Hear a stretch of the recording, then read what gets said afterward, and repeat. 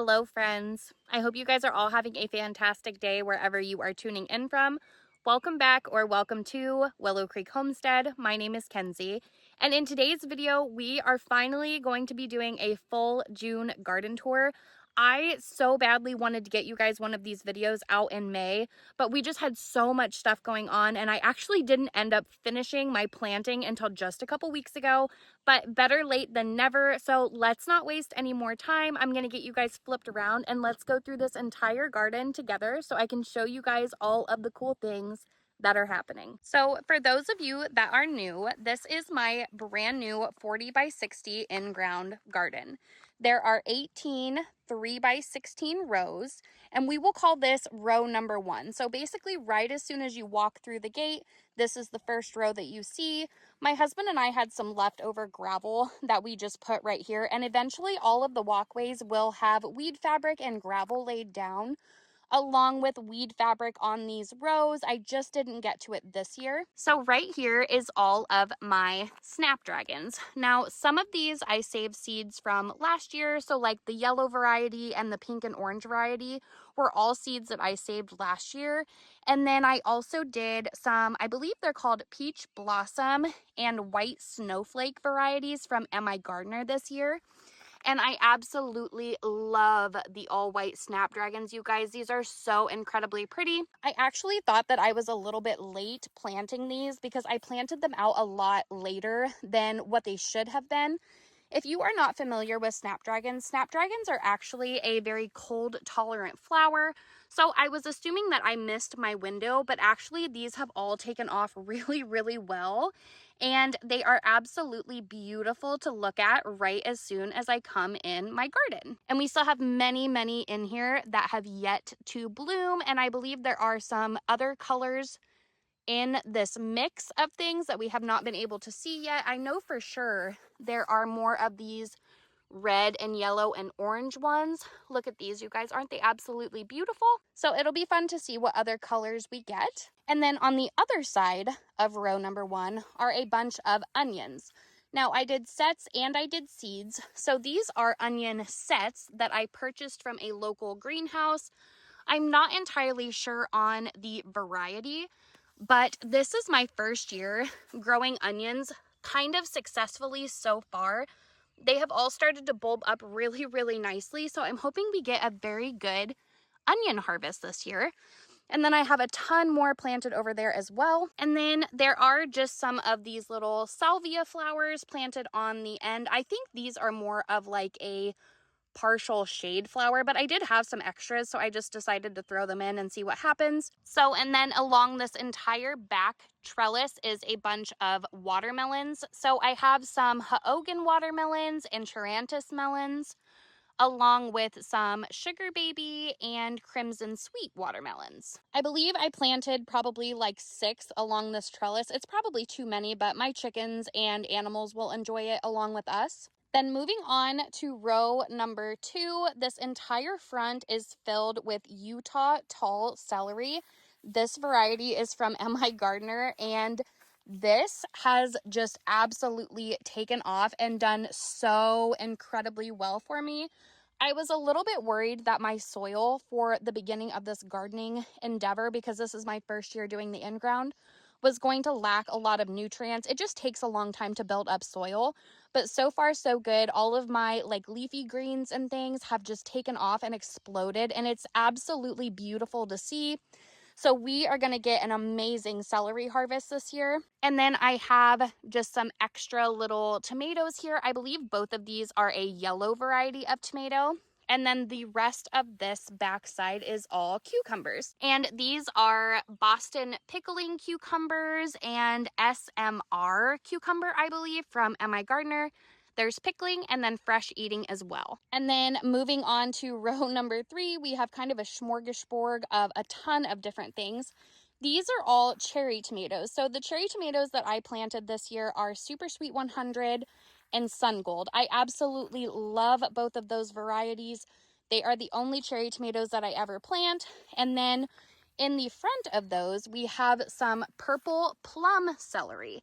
And this is a new variety for me this year, but the stalks themselves produce a purpley color that is absolutely beautiful. So super excited to get in here and do some harvesting on these.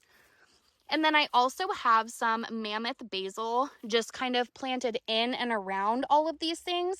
And then here is one of my tomatillo plants. And here is one other tomatillo plant. I actually had the original 2 plants that were planted here blow over in a storm. So I was originally going to fill that space with a tomato, but I was able to find a couple more tomatillo plants at the store.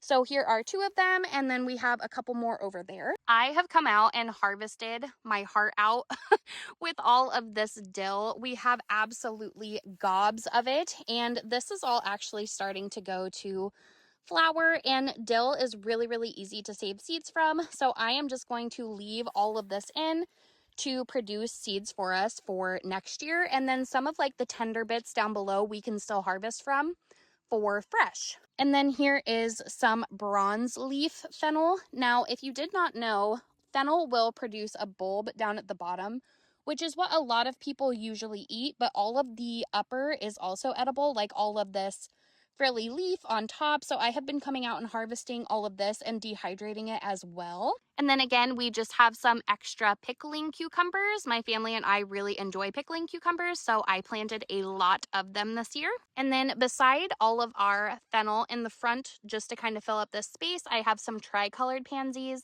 some yellow pansies, and purple pansies. Okay, so moving on to row number 4. This row is filled with cosmos and marigolds all throughout the front, and then just a bunch of different varieties of tomatoes. Now, I am not exactly sure where some of the varieties are, but we did like Moneymaker tomato, Tigerella tomato, we did Big Beef, we did Roma. We did all kinds of different varieties, and as soon as these start producing, I will give you an updated July garden tour, and then we'll know exactly what is what. But I kind of was not good about labeling some of these, so we're all going to be surprised together. But then here are these beautiful cosmos that have started to get really big, and all of these marigolds are also getting really big.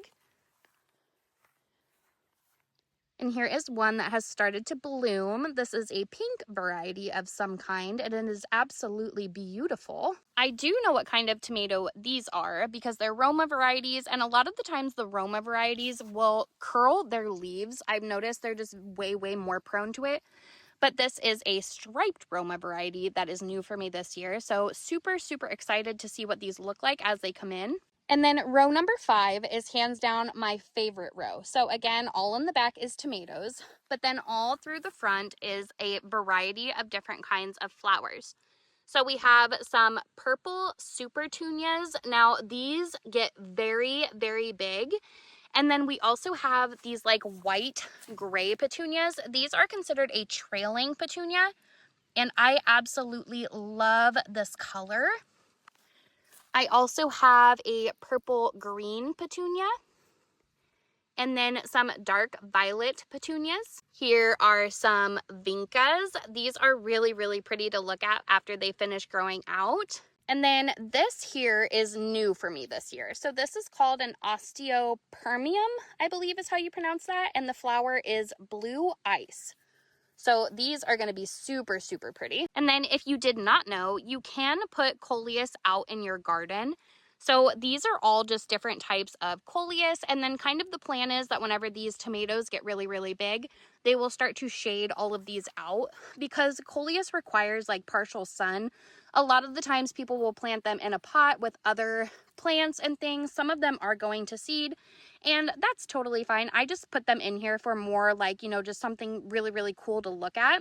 So I really enjoyed having them in the front of the rows, and next year I plan to start a bunch of this from seed myself. And then again, we just have several different varieties of petunias. These are like a purple stripe. I have pink polka dotted petunias. And then these are just yellow and purple petunias. And then row number 6 is my second favorite row because it has all of my favorite flowers in the front. So again, tomatoes all along the back, and then these are a bunch of dahlias. And the majority of these came from an exotic dahlia mix on Amazon. I will link it down below. The people that save seeds and sell them are from Iowa. So if you didn't know, I am in Iowa too, Zone 5B. I love supporting other local people in my state. So I'm not entirely sure on like the varieties and the colors and things until they start to bloom. It's kind of a mixed variety pack, but I started all of these myself. So I'm super, super proud of that. And a lot of these still have tons and tons of flowers on them that have yet to open. So it's just going to be really pretty to come out here and see all of these in full bloom all at one time. And then I also have a ton of dark purple basil right in the other side of this row along the front side. I really, really love planting basil with my tomatoes anytime I can. They're just a really good companion plant for each other, and I have made many videos on pairing them together along with doing marigolds and tomato plants. This combination just works out very, very well, and it's very pretty to look at. Okay, so if we come from row 6, we are now at row 7, and this is all of my bell peppers. There is a variety of different colors in here. There is red, yellow, purple, coral, chocolate, you name it. And some of these have started putting on little peppers, which is awesome. I actually was very, very worried about some of these plants because they did not look like they were going to take off at all. But here is my word of advice. Don't give up and just see what happens after you stick them in the ground. Because as sad as they were looking, a lot of these have bounced back tremendously. And I think we are going to get a very abundant bell pepper harvest this year. Here is an autumn beauty sunflower on the very end of the row, along with some extra hibiscus flowers that I had and a yellow zucchini squash plant. Now, in my garden, the sun rises here and sets over here. So all of my bigger plants I have made sure to put along this side of all of the rows so that they do not shade out anything and I am still able to grow them and look at them. And this is a new variety of sunflower for me, and in the photos they looked really, really pretty. So I can't wait to see these in full bloom. And then while we are over here by this row, in these pots, I just have several different types of herbs. So we have oregano, rosemary. This is hot and spicy oregano. I have some tri-colored sage. And then I also have some thyme. And then row number 13 is all of my jalapenos and poblanos and pepperoncinis and cayennes and all of that kind of pepper and those types of varieties. I kind of tried to separate them based on like bell pepper and then the rest of them that I had. And we did have quite a bad storm here the other night. So I have started staking up some of the bigger ones. And then what I like to do is just take one of these little tomato clips and kind of clip the plant around the stake itself. And that helps indefinitely stabilize them and keep them all in place. And then for row 9, we have all different kinds of beans. So we have a bush variety of green bean. I believe these are jade bush beans.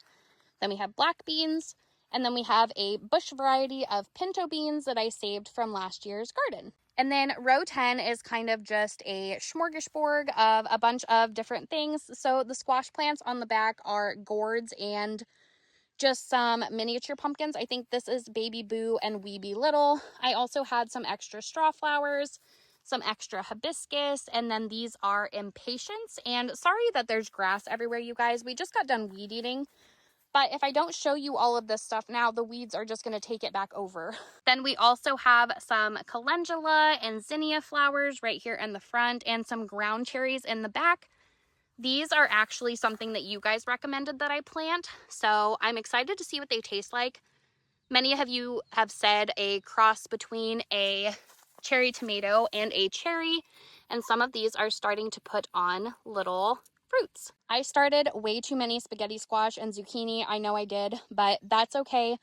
We will find something to do with all of this. So this entire backside is all spaghetti squash, and then the entire front of this row is all golden and green zucchinis. And I did put seeds in the ground for row number 12, but only half of my stuff came up. So these are all blue Hubbard squashes along with a solo nasturtium flower. I hear all of you guys talking about how easy nasturtiums are to grow, but I have had no luck with them whatsoever.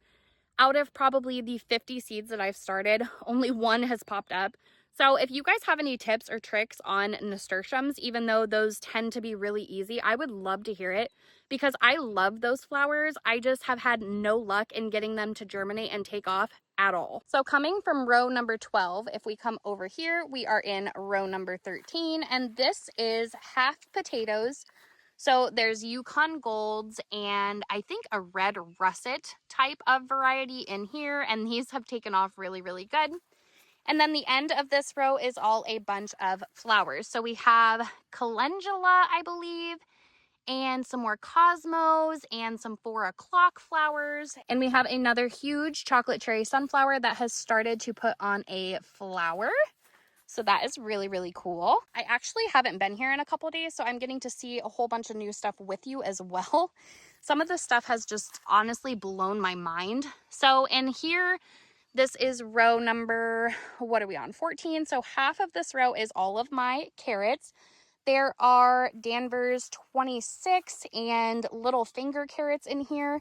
And then again, the rest of this row is a rainbow variety of potatoes and more Yukon Golds. So then for row number 15, we have a whole bunch of cosmos in the front of the row that I had extras of. And then we have a ton of broccoli. And look at how beautiful these look, you guys.